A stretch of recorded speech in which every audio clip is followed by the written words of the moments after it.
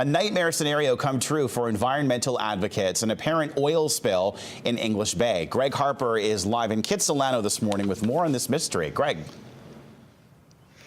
Good morning, Kyle. Yes, Port Metro Vancouver confirms that an oily sheen was spotted on the water in English Bay. There was a number of reports of this last night around 5 p.m. Now, again, Port Metro Vancouver confirms that a harbor crew was out and spotted this, and the Canadian Coast Guard and West Coast Marine Response Corporation have been efforting to recover the substance. Now, the source of the oily sheen is unconfirmed. Port Metro Vancouver is hoping to update us at some point this morning on this. We don't know how large this spill is, what exactly it is, where it came from. If we get more information, we will bring that to you.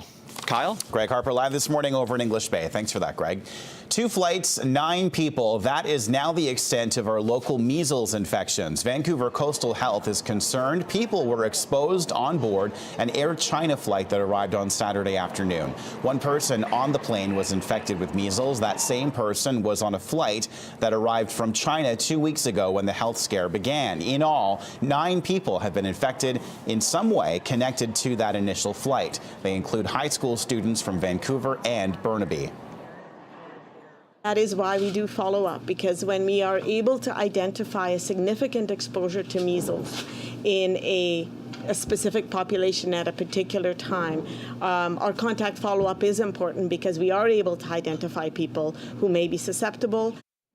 People on board the latest flight are now being encouraged to get vaccinated for measles, 2 doses for those born after 1970 and 1 dose for those born between 1957 and 1970.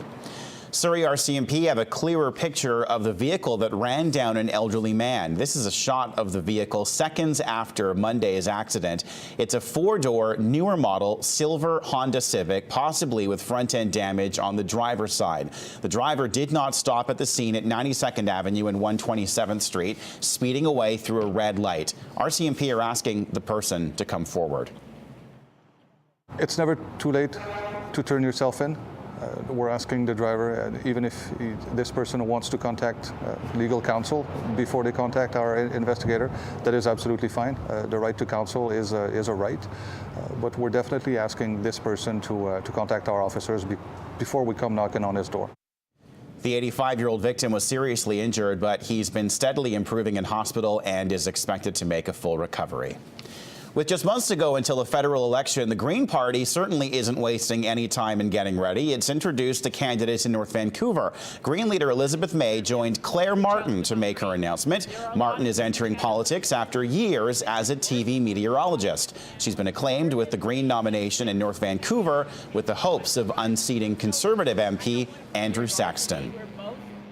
The Green Party has started to resonate with me because I feel, even at my age, that the policies in Canada and politics in Canada are staid. It's almost like we need a complete cleaning of house. The Greens have 2 MPs in the House of Commons right now, including leader Elizabeth May, who represents the riding of Saanich Gulf Islands. Well, there's a buzz building in the city once again now that the Vancouver Canucks have clinched a playoff spot. Many fans didn't really see it coming, but downtown businesses and pubs are pleased the team has bounced back and snuck into the playoffs. However, they're not looking too far ahead just yet. The further they go, the more merchandise moves, definitely. Sports stores say sales of Canuck merchandise have dipped since last spring, but there's renewed interest now that they're in the playoffs. Business associations say every Canucks playoff game brings in $1 million more to the local economy. First-round tickets go on sale tomorrow morning, and ticket brokers say they could be the most reasonably priced Canuck playoff tickets in recent years.